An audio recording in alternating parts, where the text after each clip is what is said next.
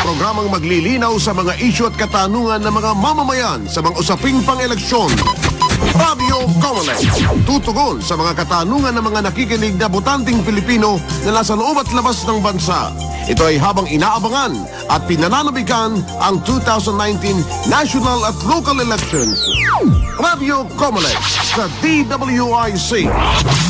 At ngayon, narito si Director James Jimenez ng Comelec Education and Information Department. Okay, magandang hapon po sa ating mga tagapakinig. Nandito po tayo ngayon sa pangalawang episode ng ating Radyo Comelec dito po sa DWIZ 882 AM. Okay? So ito po yung voters education campaign natin, no? Yung show natin dito sa DWIZ. Dito po didiscuss po natin yung mga relevant na mga impormasyon patungo sa eleksyon. Okay? Nung nakaraang linggo, bali diniscuss po natin yung mga preparasyon po na ginagawa natin para sa susunod na eleksyon. At dito po sa itong episode po na to, didiscuss po naman po natin yung isa po doon sa mga importanteng parte ng ating eleksyon, yung yung automated election system. Nandito po yung mga estudyante natin galing sa Access. Pero bago po tayo magpatuloy, puntahan mo po muna natin yung mga Comelec news and update, no? Miss Sarah?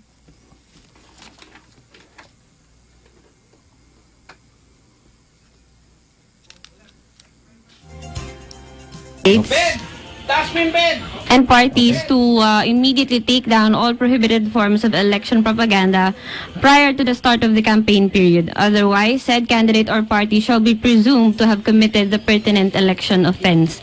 Prohibited forms of election propaganda include those that are posted outside of common poster areas, in public places, or in private properties without the consent of the owner. The campaign period for senatorial aspirants and party list representatives in connection with the 2019 elections started on February 12, 2019. This week, the Comelec launched Sumbong sa Comelec campaign, where concerned citizens can report instances of election campaign, illegal campaign materials by sending said reports to Comelec's official Twitter or Facebook accounts or email to talktocomelec@gmail.com.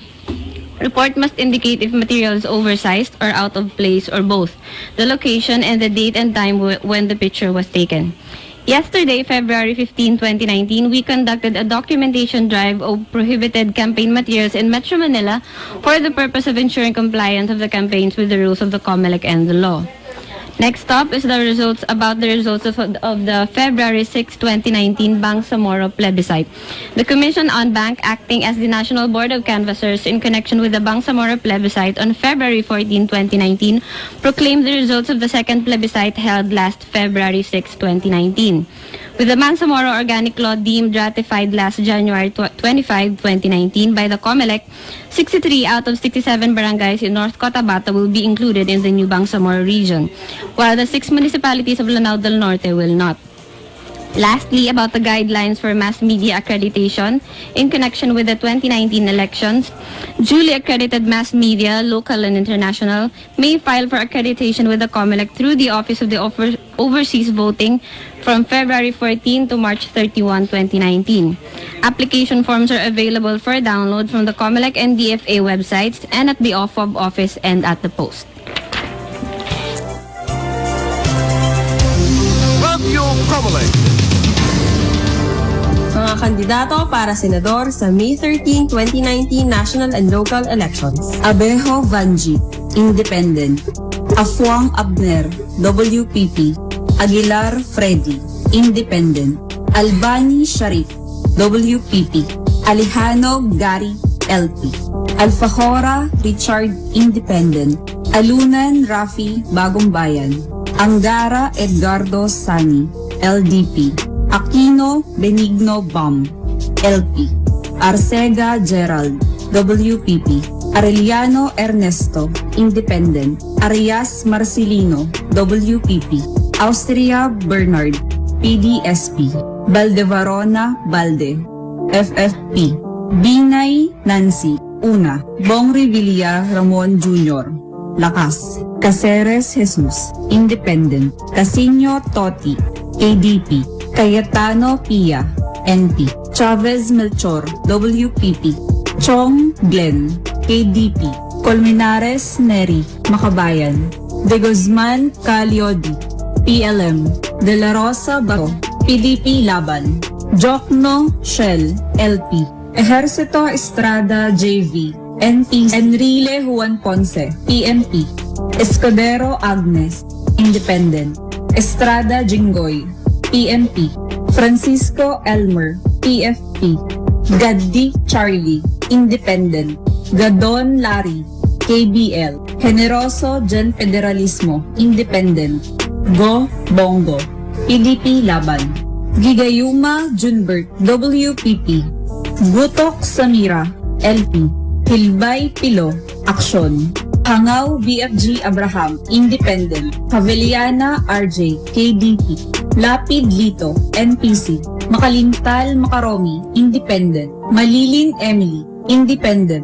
Mangondato Faisal, Independent. Mangundadatu Dong, PDP Laban.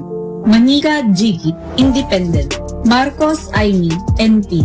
Matula Jose Sani, WPP. Menyano Luther, WPP. Montaño Alan, Independent. Naliw Joan Sheila, Independent. Ong Doc Willie, Lakas. Osmeña Serge, Independent. Padilla Dado, PFP. Pimintel Coco, PDP Laban. Po Grace, Independent. Roleda Dan Kaibigan, Una. Rojas Mar, LP.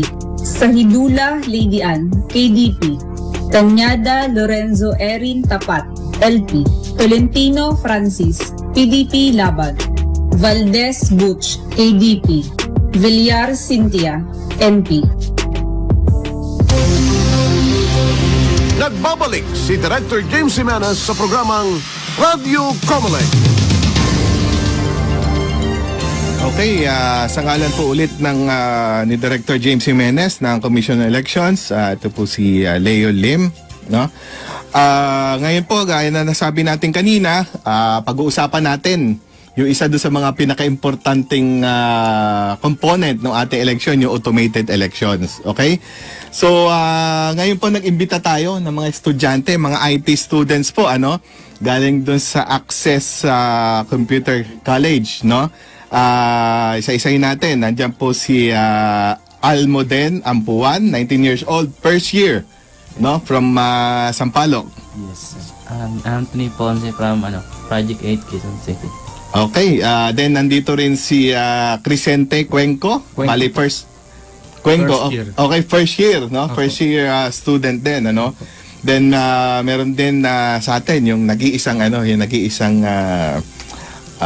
babae natin dito, no? Si Christine Siason, fourth year education student. Good afternoon, sir. I am Okay. Christine Siason.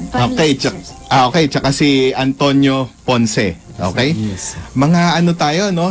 Sila po yung galing doon sa Access Computer College, mga IT students po tayo, no? Yes, sir. Okay, anong year na po tayo? First year lahat? First year po. Okay, then si Christine, bali fourth year education student. Yes. Okay? So, tingnan natin, pamilya na siguro tayo, di ba? Dito sa gagamitin nating teknolohiya para sa susunod na election. Testingin natin, di ba?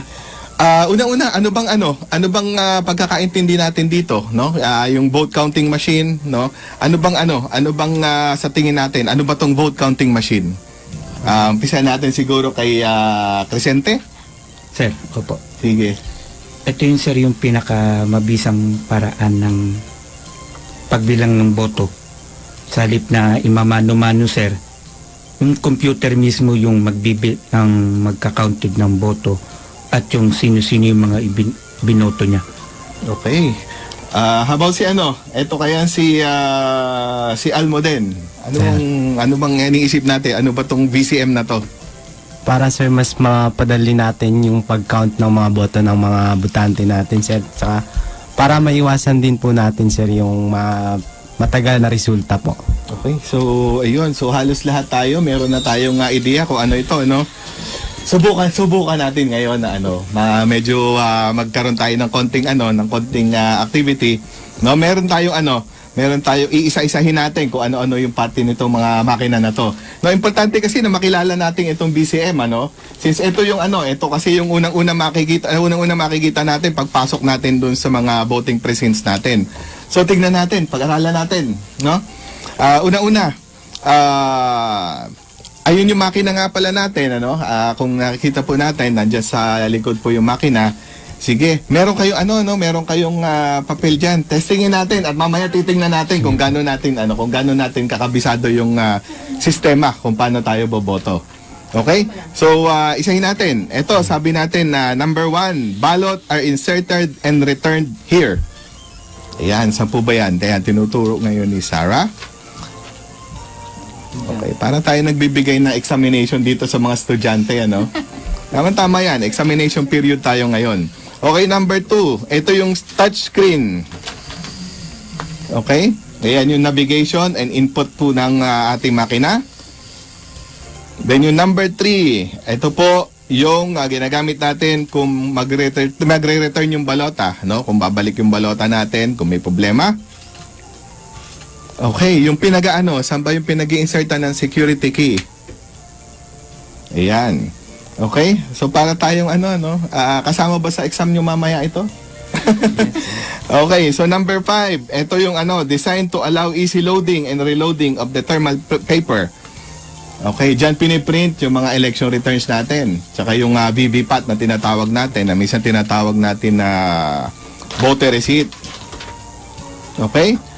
Ito naman yung susunod, yung ituturo natin, yung removable backup SD card. Ayan, yun nasa gilid. Dalawa po yan.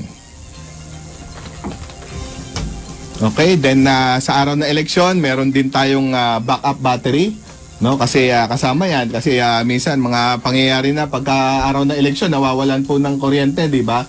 So makina natin, merong backup battery. 16 hours po yan. Okay, Miss Sarah, pakituro doon sa ating mga estudyante kung saan kinakabit yan. Ayan. Okay. So dito naman, dito natin mamang kinakabit yung transmission device, no? Pagkatapos ng botohan, nakaboto ng lahat, no? Na-i-print na natin yung mga election returns, no? Nandiyan na yung resulta, diyan natin sinasaksak yung transmission device, no? Kung ito yung ginagamit natin para maparating natin yung resulta galing doon sa mga presinto papunta doon sa mga canvassing system natin doon sa bawat munisipalidad. Okay? Then ito yung, of course, ito napakadali nito. Bonus. Ito yung on-off switch. Okay? Then yung ating power supply. Okay? So mamaya titingnan natin yung resulta. Alam mo, magagaling tong mga estudyante natin, mga IT students ito. Okay? So Bago nga pala tayo ba mga rehistradong botante na? Yes, sir. Yes, sir. Okay, so na-experience na natin yung pagboto using yung BCM po natin, ano? Yes, sir. Ano ba sa tingin natin? Mas madali bang bumoto gamit itong BCM natin? Sa tingin ko, sir, mas madali kasi mas napapadali ng BCM yung proseso ng pagboto, given na automated na siya, hindi na siya masyadong kailangan mag-fill up forms. Yes. Itong mga bata, nasubukan niyo na ba? Yes, sir. Oo, so pero hindi niyo na experience yung manual election, ano? Experience No, sir. din po. Na-experience din. So Yes, sir. sige nga, ano bang naging voting experience natin? Ano ba sa tingin niyo? Mas maano ba to? Mas mabilis o mas kumpara doon sa bago nating sistema? Parang mas mabilis po ngayon, sir. Dahil kasi kapag mano-mano po, mangyari pa po. Oras pa, bibilang para malaman yung resulta kagad. Pero dito, sir, automatic mabibilang kagad. Ilang kagad yung mga boto sa mga kandidato. Okay. Si Crescente bilang isang IT student, sa tingin mo ba mas mahusay na gamitin natin itong automated election natin? Sir, ako po si Crescent. Ikaw si Crescente. Opo. Okay, si Anthony? Yep, Tama ba, Anthony? Okay. Mas bisa pong gamitin to kasi mga minuto lang po, sir, tapos ka na po magboto. Di kagaya sa mano-mano na abutin ka ng mga oras po bago matapos yung pagboto. Okay. So yan magagaling itong mga magagaling itong mga estudyante natin galing ng Access. Pero sa tingin nyo, meron ba kayong sa tingin nyo using itong mga BCM po natin, sa tingin nyo ba ay pagdating do sa resulta, sa tingin ba natin ay mas natin ito, mas maganda ito in terms of di ba alam naman natin na sa mga nakaraan ng mga manual elections medyo nagkaroon tayo ng mga pandaraya. Sa tingin nyo ba mas secured ba itong automated system pagdating sa election? Tingnan natin si Almoden. Para sa akin po, mas secured po yung ngayon yung gagamitin natin ngayon dahil po parang may sariling code yun na isang tao lang po yung makakaalam. Yun. So at least itong mga IT so si Tintin ito education education na ang kurso nito. Sa tingin mo ba kumbaga sabi nga natin, mas kapani-paniwala ba ang resulta ng eleksyon pag ginamitan natin ng VCM or ng teknolohiya? Well, sir, I think that the good thing about VCM is that it has high security features and meron siyang nag-generate siya ng audit trails which makes it easier to validate the results, sir. Okay, so parang sinasabi natin na pag ginamit natin itong mga BCM po natin, di ba? Una-una, mababawasan yung trabaho ng mga electoral board natin, ng mga teacher dahil hindi na sila magbabasa ng balota. Yes, true. Di ba? Magbabasa niya na bali yung makina natin. Yes. So pag-tabulate nung generate nung resulta, makina na rin ang gagawa. So naiwasan na natin yung mga human error natin, Definitely, sir. Sabi mo nga definitely kasi sabi nga natin pag naipasok na natin yung balota doon sa makina, hindi na yan mahahawakan. Okay, so bago tayo magpatuloy, meron tayong konting pakalastas tungkol sa PWD natin. Okay. Radio Comelec.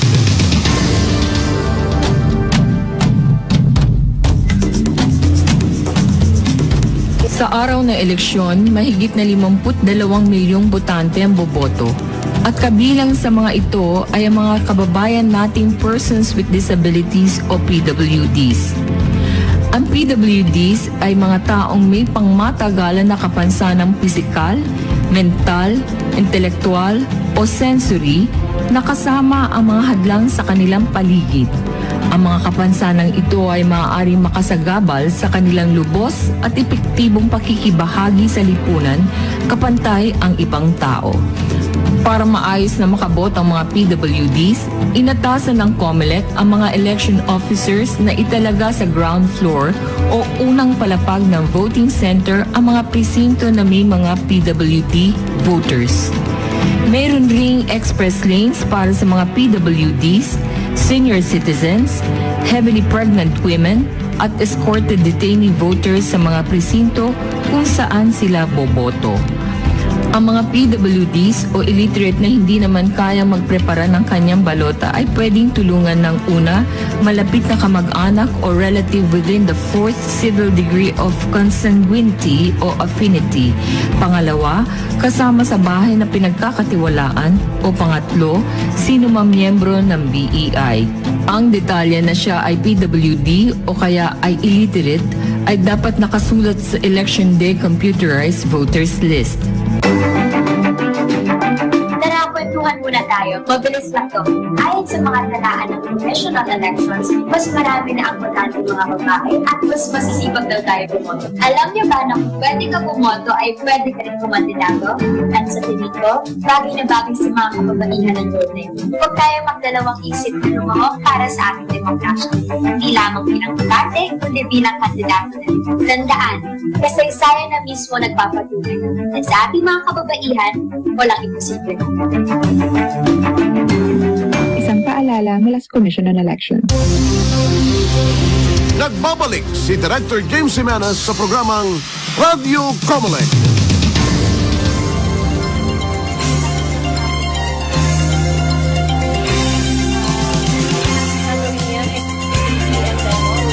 Ako nga po pala si Sarah Jane Asis mula sa Education and Information Department ng Comelec. So sir, paano nga ba natin ginagamit ang ating makina para sa pagboto? Okay, para gamitin natin yung makina sa pagboto, ano? Una-una, gaya na sabi natin, ito yung mga makina na makikita natin sa bawat presinto, no? Nationwide. Kung ilan yung kung ilan yung cluster precinct natin, ganong karaming makina makikita natin. Okay? Ngayon pero tutukan lang natin kung paano yung gagawin ng mga botante natin. Mga botante kagaya nila, una pakita natin yung balota. Ito yung balota natin, no? Yung balota natin, nandiyan na yung mga pangalan ng mga kandidato. No? Kumpara natin doon sa manual election. Doon sa manual election, nandun yung balota, nakalagay lang yung pangalan kung ano yung boboto natin, then blanco. Pagaya sa senator, 12. So, senators, nalagyan 1, 2, 3, 4, hanggang 12. Okay? Dito doon sa modernong balot na ginagamit natin, yung pangalan ng mga kandidato nandun na sa balota. Okay? So, paano gagawin ng mga botante natin para bumoto? Meron po tayong instruction dito na nakalagay dun sa kanang bahagi ng balota. Sabi nga, number 1 na paraan ng pagboto, itiman ang loob ng oval sa tabi ng pangalan ng kandidatong napili. Okay? So, kung makikita natin, nandyan yung mga pangalan ng kandidato at meron siyang oval. Diba? Bago dun sa mga numero, para pakita natin kung ano pinili natin na kandidato, shadean lang natin. No? Kung shadean natin ng buo. Okay? Meron kanina, actually nag-uusap tayo kanina na sinabi na meron silang tanong kanina kung paano daw kung sumobra doon sa oval. Yung pag-shade kung pag-shade sa oval, lumabas doon sa oval. Okay lang po yun. Mas maganda nga po, mas sigurado tayo. No? Na iyon ay mababasa ng makina. Wag lang of course na tumama doon sa susunod na oval. Okay? Yes, so, pangalawang instruction na nandyan, sabi niya, gumamit lamang ng marking pen sa pagmarka. Sa bawat presinto, meron tayo mga marking pen na nandyan, yung mga designated pen natin. As much as possible, iyon lang yung gagamitin natin para magmarka. Kasi ito, sigurado natin, no, na hindi siya mag-i-smudge. Okay? Kasi pagka hindi kagad natuyo yan, no, baka sasabit yung tinta doon sa loob, no, baka magka-problema yung pagbabasa ng balota. Okay? Then number 3, ito yung isa doon sa mga pinakamahalagang instruction natin pagdating doon sa balota. Number 3, sabi niya, huwag bumoto ng labis sa nakatalagang bilang sa napiling posisyon. Do not overvote. Kung titingnan natin sa bawat posisyon na nandyan doon sa balota natin, kagaya nito, yung isang side niya, sabi niya, Senator, vote for 12. Diba? Tapos, member ng House of Representatives, vote for 1. Then, ito, yung Provincial Governor, ilan nga ba? Mga estudyante natin, iyon. Sa Provincial Vice Governor, ilan? Isa din. Isa rin po. Isa rin. Ito, sa member ng Sangguniang Panlalawigan na dito. Na nakalagay dito, 3. Okay, nandyan yung mga number ng mga choices na kailangan natin gawin. But what if, sir, paano kung nakapag-overvote ako sa, like for example, 2 po yung naboto ko sa member or House of Representatives. Ibig sabihin po ba nun is ma-i-invalidate lahat ng yung buong balota ko? Ay, hindi. Pagka nag-overvote tayo sa isang posisyon, yung ano natin, yung 'di ba invalid sabi natin pagka nag-overvote ka. Invalid lang yung boto mo for that particular position kung saan ka nag-overvote. Madalas nagkakamali tayo do sa senador, 'di ba? Kasi napakarami niya, 12. Okay? Kung naging kung medyo na mali tayo ng bilang, naging 13, lahat yung 13 na yun na sinidan mo, hindi sasabihin ng makina overvote. No, hindi niya mapasign. But only the position where you overvote. Okay? Pero kung kung let's say kagaya na kung merong kagaya balikan ulit natin kasi ito yung pinakamaganda example dito, no? Doon sa senador, ang gusto mo lang ay 2, 3. Pwede ba 'yon? Yes, sir. Yes, yung undervote, valid vote siya. Di ba? Kinakounted yun sir ng computer. Ika-count din yan, no? Ang lang, no? Kung sino lang ang na-shadean mo, iyon lang yung papakita niya na binoto mo. Okay? So, at isa pang sasabihin natin, huwag na tayong gumawa ng mga unnecessary mark doon sa balota. Okay? Baka kasi on election day medyo i-challenge pa natin yung makina. Huwag nating gawin yan sa araw na election, no? Huwag nating i-challenge yung teknolohiya, no, sa araw ng election because that can compromise yung baka mamaya nasira mo nga yung balota, di ba? Kasi pag nasira mo yung balota, hindi na yan papalitan. 1:1 ang allocation ng balota natin. We have more than 62 million registered voters, right? Yes, so, iyon yung number of ballots na i-imprenta ng makina. Okay? And at balong balota natin, no, pwede siyang ipasok doon sa makina in any orientation. So, 4 na orientasyon yan. 1, 2, 3, 4. No? Right side up, upside down. Pwede Sir na. Leo, if I may, since napag-usapan natin kanina yung patungkol sa pag-overvote, i-advise ba natin sa ating mga botante na gumawa na lang sila lang listahan to lessen the chance of overvoting? Alam mo, yan ang pinakamagandang advice natin sa araw na eleksyon, magdala tayo ng kodigo. No, pero itong mga estudyante natin, no, pagboto lang ha. Alam ko examination period ngayon, no? Huwag sa exam. Pagboto lang tayo magdadala ng kodigo. Okay? So buksan natin 'yung buksan natin 'yung makina. Okay? Ito actually wala tong ang ginagawa na to, wala connection to dun sa pagboto, no? Pero ito po ginagawa ng mga electoral board natin para i-ready 'yung makina para makaboto 'yung mga botante natin. Okay? So, isa doon sa mga tanong natin kanina, yung security key, 'di ba? Saan pinapasok yung security key? So, meron bawat na gumagamit ng makina, yung chairman, yung poll clerk, tsaka yung third member, meron niyang kanya-kanyang PIN code. Okay? So, pasok yung PIN code, i-open voting niya yan, maghahanap ulit ng PIN code. Ano sir kung magkamali ng PIN code sir? Uulitin lang ng pagpasok yan. Okay? So kung makikita natin ngayon, meron siyang pinrint. Ito ngayon yung tinatawag nating initialization report. Itong initialization report, importante to para dun sa mga watchers. No, watchers ng mga kandidato, watchers nung mga political parties at nung mga accredited citizens arm natin. Okay? Bakit importante ito? Ito minsan tinatawag natin zero tally report. No? Kung makikita nyo, nakalagay lang dito kung ilan ng botante dito sa presinto na to. Nakalagay pa dito number of voters who voted. So dapat bago magbukas yung presinto, ilan dapat ang boto dito? Wala. Anthony? Wala. Dapat 0. Then number of valid ballots cast, dapat at this point 0 lahat. Okay?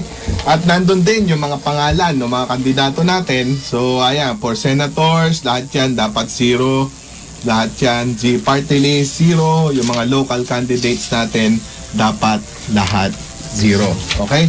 Then, doon sa baba, meron tayong space dyan kung saan pipirmahan ng mga electoral board natin at ng mga watchers ng mga kandidato o nung mga accredited citizens arm natin.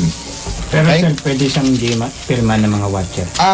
Isa doon sa mga requirement kasi dapat may pirma. Bakit? Para sila ang magpapatunay na walang laman yung makina nung buksan yung makina at bago tayo magbukas ng presinto. Okay? May tanong si Sir eh. Ang tanong na Anthony? Anthony po. Anthony, may tanong yata si Anthony, paano kung may laman? Pag may laman, ano sir? Pag may laman kasi, meron tayong proseso kung saan siya nire-zero. Posible kasi na naiwan yung resulta galing doon sa tinatawag nating final testing and sealing. Kasi base doon sa Republic Act 19369, magkakaroon tayo ng final testing and sealing at least 3 days prior to the opening of the polls. Ano bang ginagawa doon? Gagawin to, kagaya itong ginawa natin, na binuksan natin yung makina at meron tayong 10 balota. 10 balota na ipinapasok doon sa makina. Pang-testing yan kung magtatama yung pagbasa ng makina, ng boto natin at nung manual na pwede nilang i-compare yan. Dapat magmamatch siya. Minsan po nakakalimutan i-rezero, kailangan i-rezero yun. So pag i-rezero niya, seselyuhan na yung mga makina, ang magiging oras para buksan niya yan, yung araw na nung eleksyon. Okay? So balikan natin itong makina nito, dahil lang natin, meron siya ulit go voting. Pag nilagay niyang go voting, mag-generate siya ngayon ng tinatawag natin na status report. Yung sa status report, anong makikita natin dyan? Ganun din, yung sinabi natin kanina, ilan ba yung botante dito at kung meron na bang nakast na balota. Dapat? Zero. Wala. Okay? So pagkatapos niyan, done na, ang nakaano dito, sabi niya, etong makina ngayon, handa na siya na tumanggap ng balota. Okay? So iyan na ngayon yung gagawin natin. Okay? So subukan natin.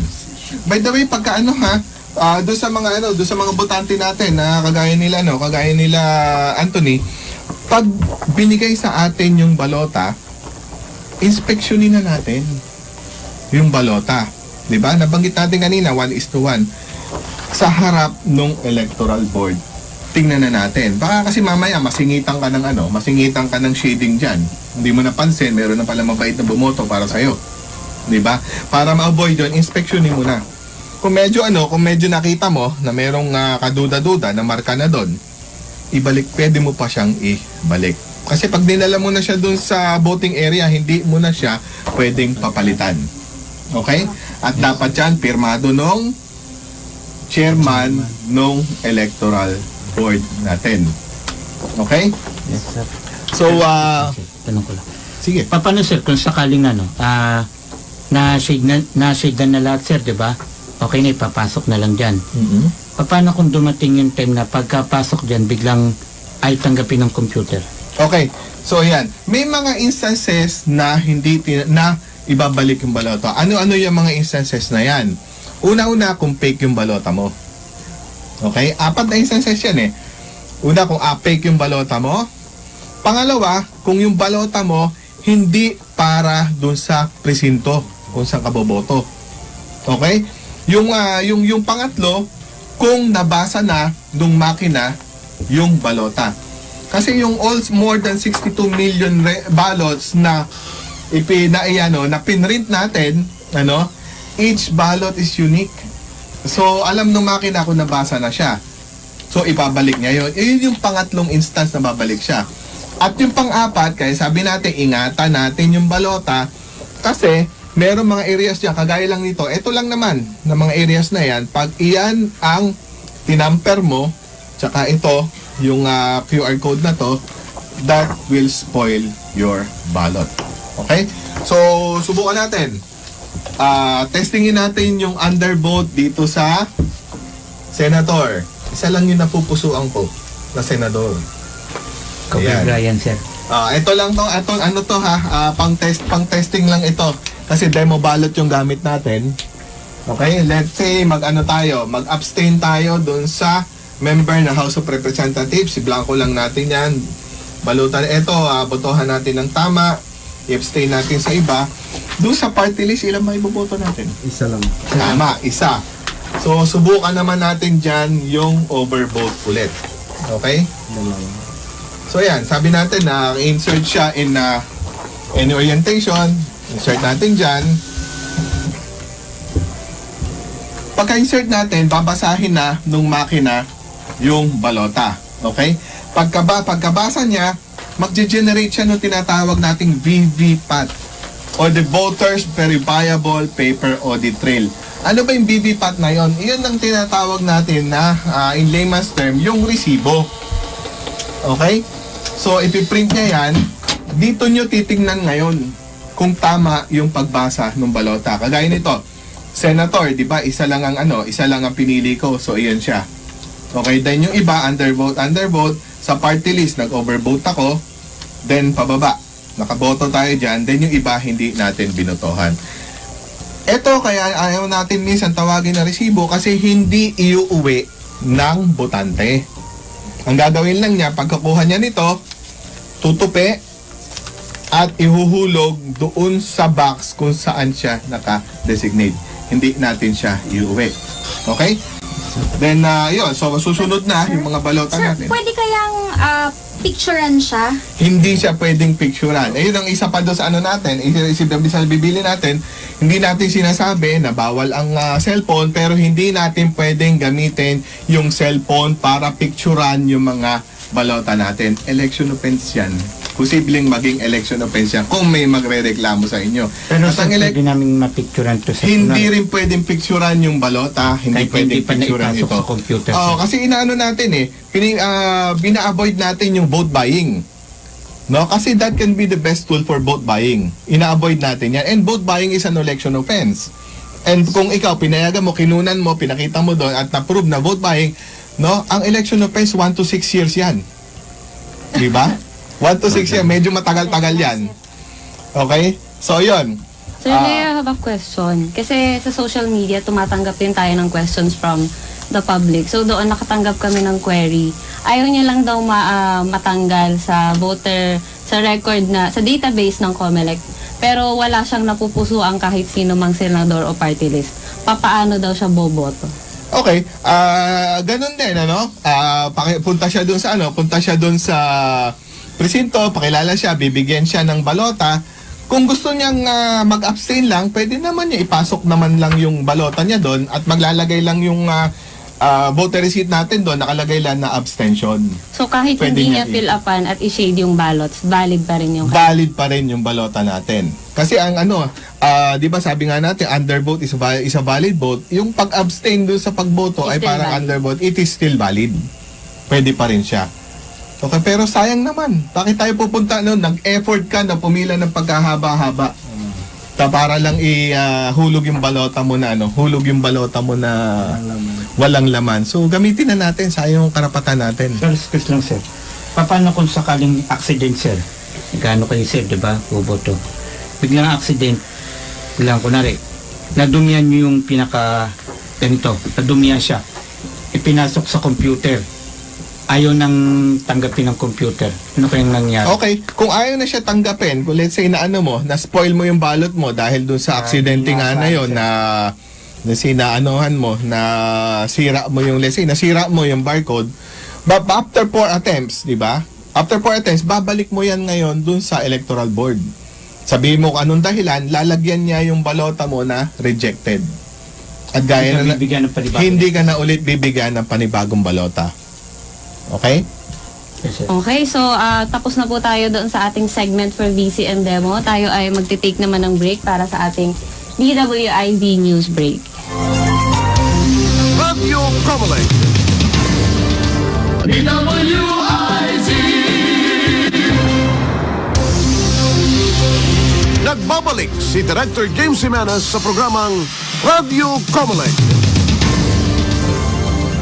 Good po sa inyong lahat. Ako ulit si Sarah ng Education and Information Department ng COMELEC. So kanina nagpalaro tayo ng VCM demo para sa ating mga panauhin. So game result reveal na tayo, pero habang nire-reveal ko kung ano yung resulta ng naging palaro natin kanina, susubukan na ng ating mga panauhin na gumamit ng VCM. Okay, so sino ang mauuna? Christine?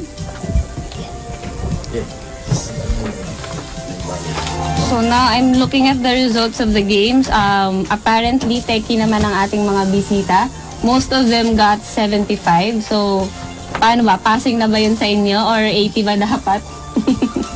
Pasado na yan. Pasado na yan? Pwede na? Pwede na, ma'am. Pwede na.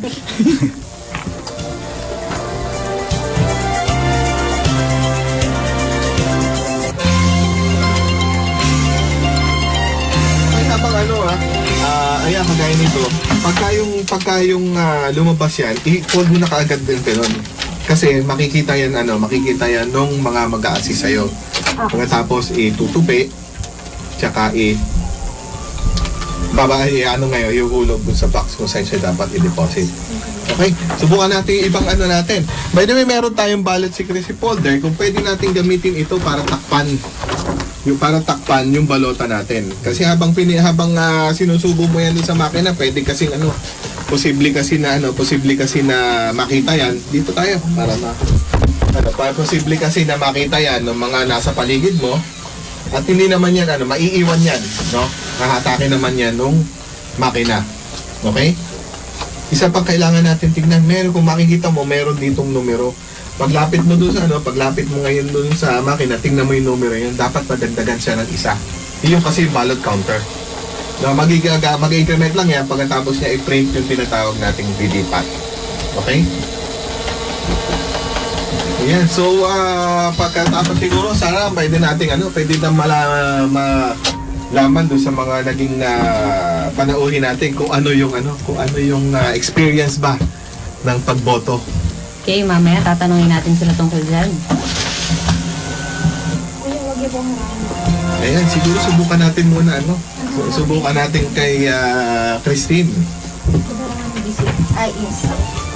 Christine, anong masasabi mo sa ginawa nating VCM demo experience?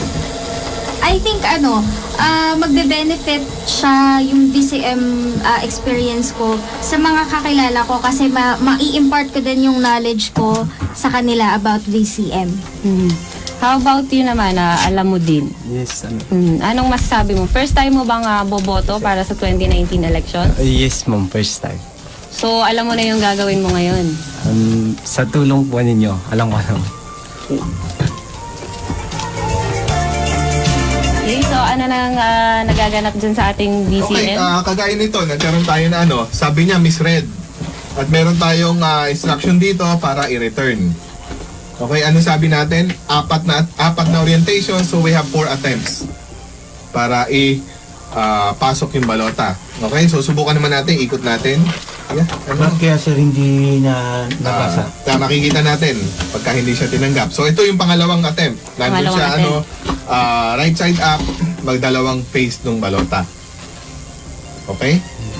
So yan. So sabi niya your vote is being cast, then your vote is being printed. So tinanggap naman yung ating balota. Kaya nga sinasabi natin, you have 4 attempts para i-feed yung balota doon sa makina. Okay, so after nung 4 na yon, tsaka mo na lang siya pwedeng ibalik doon sa Pag tinupi nga pala natin to, dapat yung mga binoto mo nasa loob. At make sure na tama yung pagkakabasa nung makina. Pagkatapos sir makuha ng botante yung kanyang resibo, anong gagawin niya sa resibo? Yung resibo, meron tayong nakadesignate na huhulugan nito. Kasi hindi nila pwedeng iuwi ito. Meron paghulugan yan at we see to it na hinulog po natin. Bawal siya ilabas. Okay? At that may constitute an election offense. Lagi natin sinasabi, election offense, 1 to 6 years. Iyan yung deterrent natin para doon sa mga violation sa election. Okay? Sa tanong lang sir. Sige po. Dahil kasi di ba sir yung sa manu-manu, nilalagyan kami ng ink. Okay. Diyan kaya sir. Nandun pa rin yung proseso ng paglalagay ng indelible ink. Ginawa lang natin yon, hinuli lang natin doon sa pagcast mo ng balota. Bakit natin hinuli? Kasi baka meron ka ng indelible ink, syempre na medyo hindi pa yan natutuyo kaagad, baka siya magmantsa doon sa balota mo. That may spoil your ballot or that may be considered as a mark kung doon siya tumama doon sa oval. Kaya yung paglalagay nung indelible ink pagkatapos mo ng bumoto. Pagkapawi na, sir.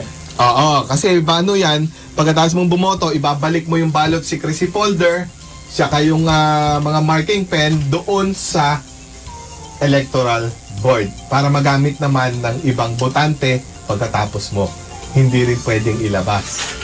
Okay, thank you for the clarification, Sir Leo. We'll be taking a short break para malaman naman natin kung sino ang mga kandidato para sa party list for the 2019 elections. Radio Comelec.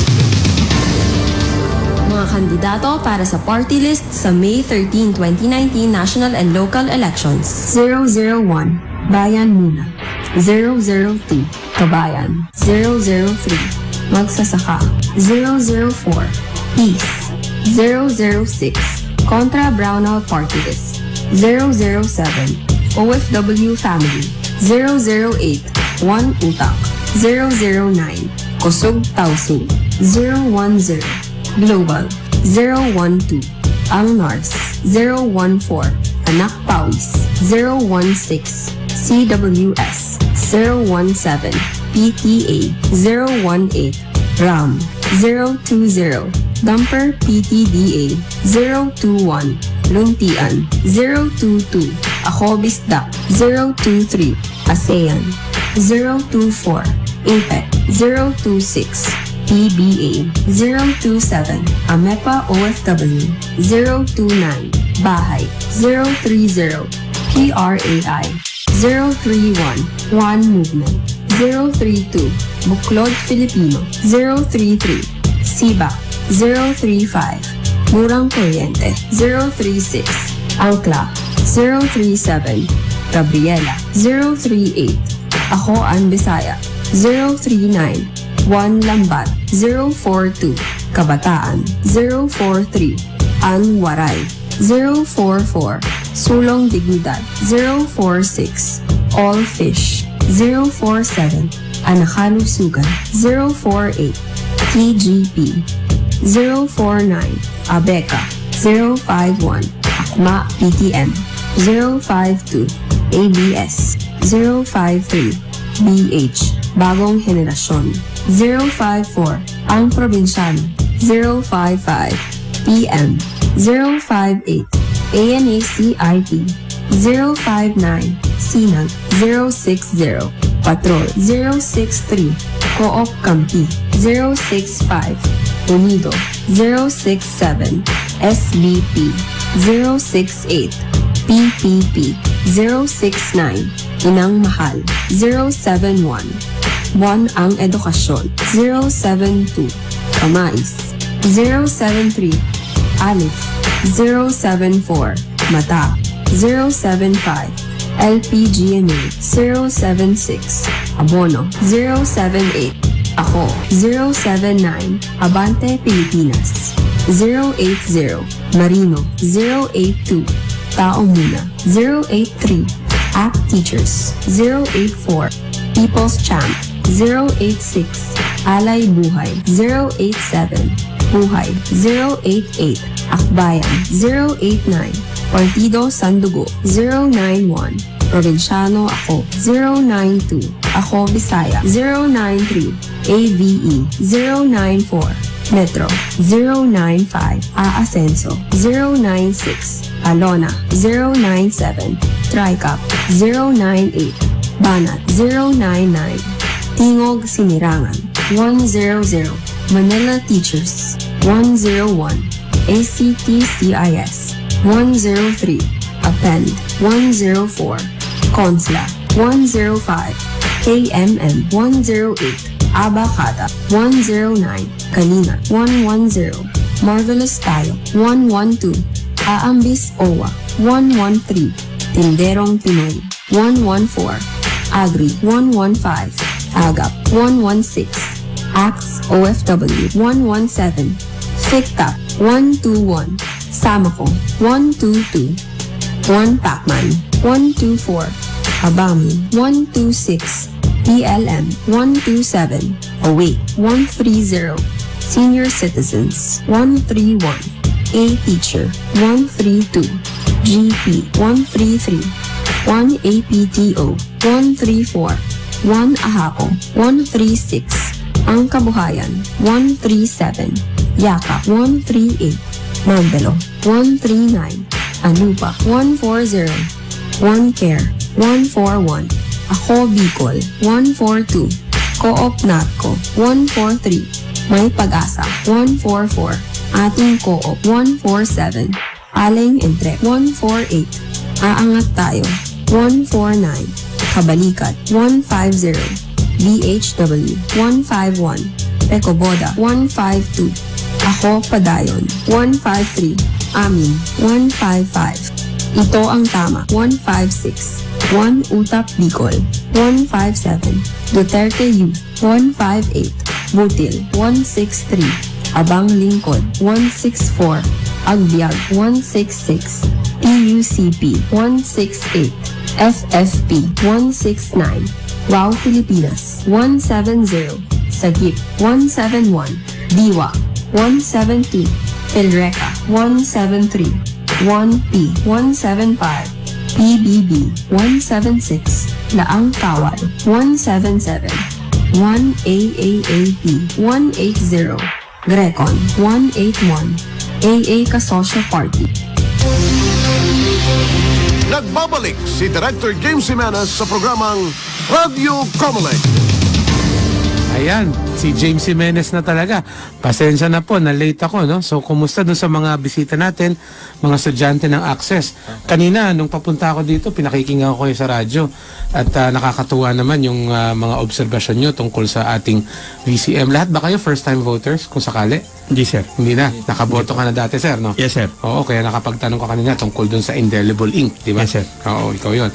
So, yun po yung ating voter education at meron pa tayong mga ibang uri ng voter education na available naman para dun sa may mga technical na pangangailangan ng edukasyon. Halimbawa, yung mga abogado, kailangan nila ng isang presentation na puro legal remedies naman ang pag-uusapan natin. Dito sa programa natin, nag-focus tayo sa voter education na angkop para sa mga estudyante. Ngayon kamakailan, nagsagawa ang COMELEC ng ating Sumbong sa COMELEC na kampanya. No? Ito yung kampanya natin kung saan hinihikayat natin yung mga netizens at yung mga pangkaraniwang mamamayan na magsumbong sa COMELEC tungkol sa mga posters at campaign materials na mali ang pagkakapaskil, ibig sabihin wala sa tamang lugar o kaya sa common poster area, o dili kaya ay mali ang sukat, lampas sa sukat na 2 feet by 3 feet. So marami tayong nakolekta dito at makikita nyo sa aming Instagram at sa ating Facebook. Ngunit babanggitin ko na lang dito no, yung mga iba't ibang mga kandidato at party list organizations na monitor natin. Halimbawa, dito sa Naga City Airport, isang napakalaking billboard ni Bongo ang nakita natin sa may Naga City Airport. Sir, bawal po yan. Out of place na nga yan, out of size pa, no? Ang 2 feet by 3 feet lang ang maximum na allowed natin at kailangan nasa common poster area. Dito naman sa may boundary ng Muntinlupa, meron tayong nakitang mga maliliit na karatula ng party list organization na Manila Teachers, number 100, no? Manila Teachers. Tama po yung sukat, 2 feet by 3 feet, kaso lang nakakabit siya sa isang lugar na hindi naman sadyang common poster area. Meron naman din tayong nakitang isang bus, hindi ko na sasabihin yung plate number, pero yung bus na merong wrap sa likod. Kamakailan, nag-announce po si Chairman Delgra ng LTFRB or Land Transport and Franchise Regulatory Board. Sinabi niya na ang pagbabawal ng mga poster sa mga public transport vehicles ay katulad rin ng pagbabawal na tinalaga ng COMELEC. No? Ibig sabihin, pwede maglagay ng posters pero hindi pwedeng lumampas ang sukat sa 2 feet by 3 feet. Pangalawa, hindi rin pwede maglagay ng poster sa tabi ng vehicle, kailangan sa likod lamang at again, yung sukat ay 2 feet by 3 feet. Ngunit itong wrap na nakita natin na ang fini-feature ay, ang nakasulat, itaga mo sa bato. And ito nga po, mas malaki pa sa windshield ng pangkaraniwang kotse. Marami pa po tayong ganito, no? Ngunit kailangan na nating mag-wrap up malapit na pumatapos ang programa natin. As usual, nakukulangan tayo sa oras dahil napakaraming pag-uusapan.